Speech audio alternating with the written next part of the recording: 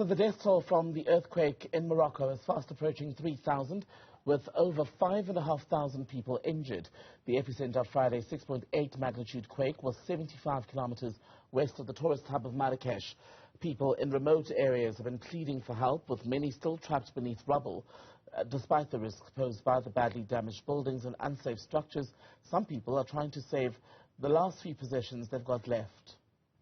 Our villages, our place, because we don't have any place to live anymore. Please, this is my message to the world.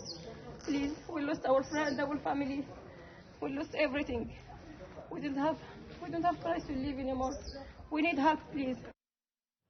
Elsewhere, people have been pulling out bodies from the sea in Libya after the city of Derna was swept away by a storm out to sea, basically. The city basically washed onto the shores or into the ocean where these bodies are being pulled out. The death toll has since surpassed 6,000 in Libya, with many more people still missing. The powerful storms burst 2 dams above the city, which then resulted in this catastrophe. For more on the relief efforts in both countries, I'm joined by the International Federation of the Red Cross's Andrew Thomas. Andrew, a very good evening to you. Grateful for your time. Let's begin in Libya, because the situation there, as we're seeing, the extent, the scale of the catastrophe becoming clearer, the death toll rising, now past 6,000.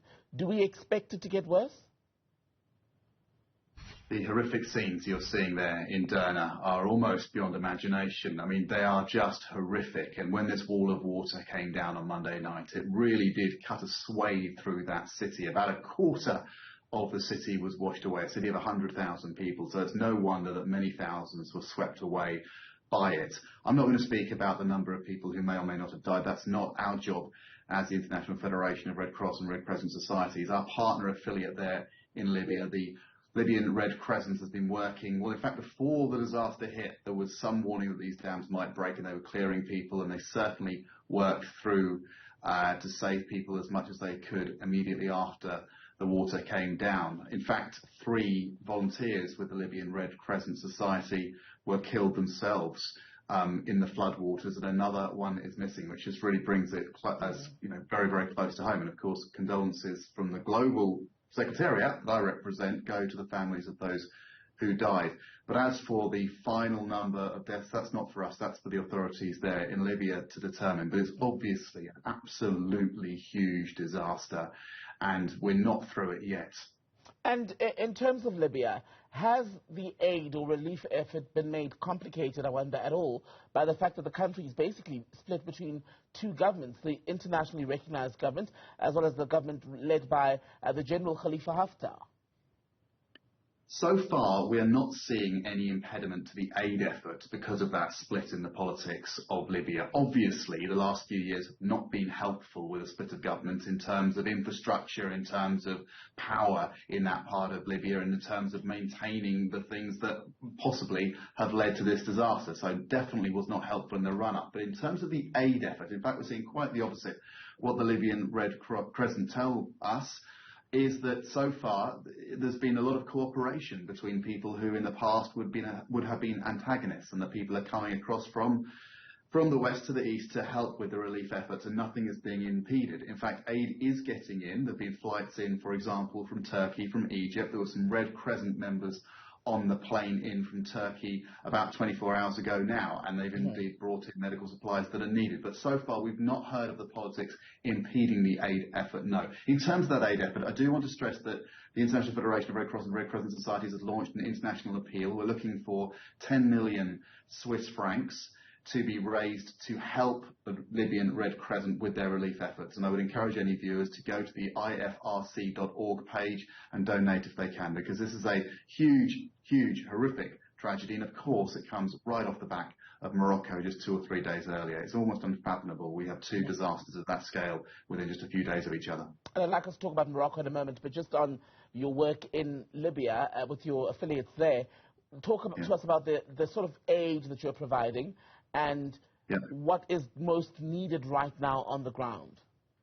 Right. Well, first of all, the search and rescue stage of the Libyan flood is largely over now. It was an event that went through the city, and the vast majority of people killed and injured in that happened in that time. It's, yes, buildings collapsed, but we'll talk about Morocco in a moment. Still there is still some search and rescue operation going on. Now, in Derna particularly, it's all about recovery. The city is now accessible. That's the good news. It wasn't 24 hours ago. People can get into that city. There are areas of that city that are still underwater, still deeply flooded. That's not helpful, but at the same time, at least the aid can get in. In terms of what is needed, well, the main hospital, the only hospital in Derna, was effectively, it didn't literally collapse, but the building was so badly damaged that there's no medical treatment going on in there at all. So there is a need for field hospitals there. There is a need for medical equipment, medical medicines themselves, for medical people. Those are definitely priorities, as is clean drinking water. You can imagine water lines were broken in that city. They need clean water, otherwise disease will spread and we'll have a disaster within a disaster. And of course, food, basic food, ready to eat food that comes in packets that people can open, however dirty their hands, get into that. Because that, right now, the basics of life, and shelter, of course. Many people have lost their homes. We've had Red Crescent members setting up in 2 schools temporary accommodation for families whose homes have been lost. But 2 schools doesn't go far enough, and it's certainly not a long-term solution. We need tents in the short term. And in the long term, obviously, there must be reconstruction.